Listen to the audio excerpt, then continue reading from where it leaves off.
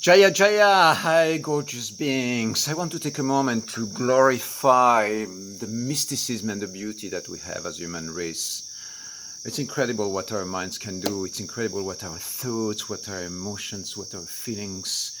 You know, this body that has millions of biochemical reactions and phenomena happening all around us. I mean, it's a myriad of beautiful experiences that are going on all the time.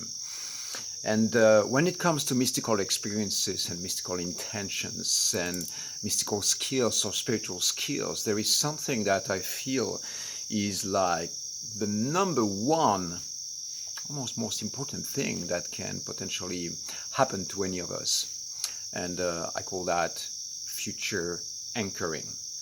And imagine that right now you could, in your consciousness, tune into where your life or where your humanness will be 1,000 years from now.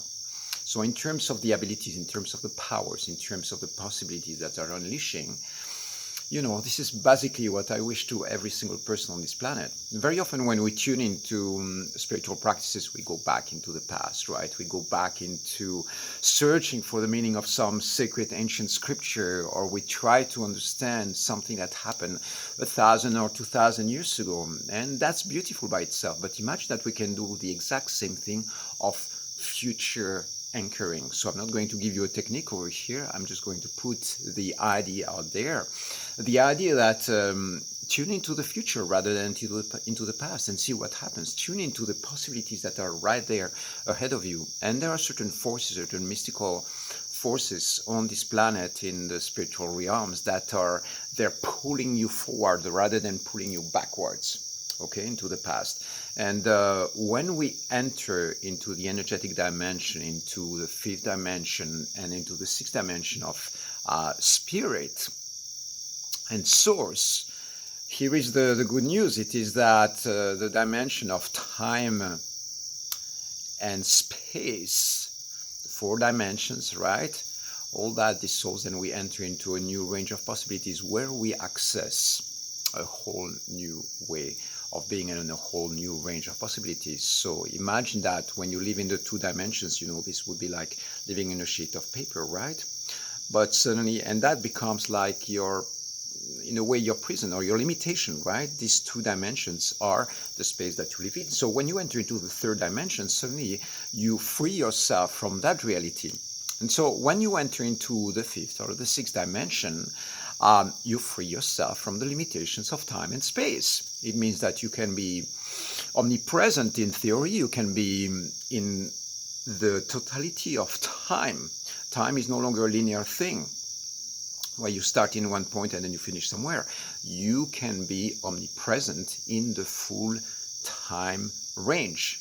Okay, this is why when you meditate or you can enter into these mystical states, you can bypass the limitation of time to enter into a space that we can call eternal. And so, of course, you know, because we are embodied in a physical body and we have the five senses and so on, so we are still, you know, functioning within that reality.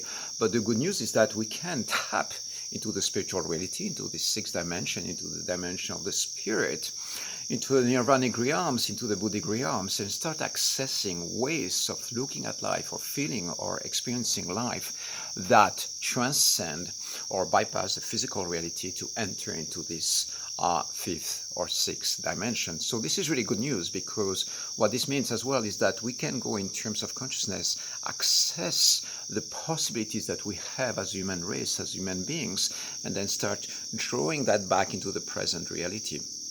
You know, download and be oracles and visionaries about the potential that we have individually and also as human race. So I believe that this is probably one of the most fundamental skills that you and I can develop. It is the ability to tune into the future and to access what we can call the oracle power.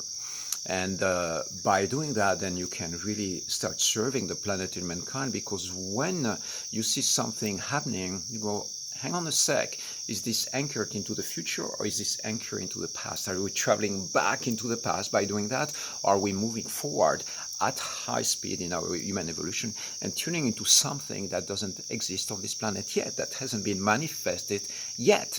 And so this is really a powerful concept or a powerful idea to think about. And the good news is that we've got techniques coming up. We've got some ideas on how to navigate that and how to anchor that, how to anchor the future into the present so that this future really moves us forward as human race. Right now, this is one of the core qualities that we need as human race, is to be able to see the present reality as a temporary state and then see in our visionary eyes, in our oracle power eyes, what is the potential that we are not yet accessing. Okay, I hope this idea makes sense to you. Keep it in mind.